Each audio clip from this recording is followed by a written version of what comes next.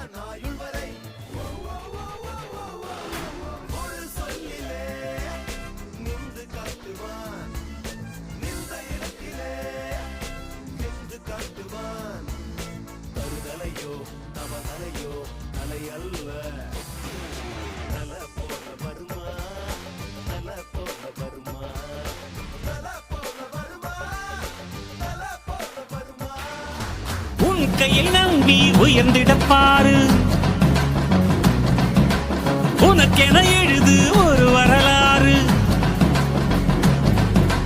உனக்குள்ள சக்தி இருக்கு, அதை புசிப்பிட வழிபாரு. அடையவனுக்கு என்ன குணம்?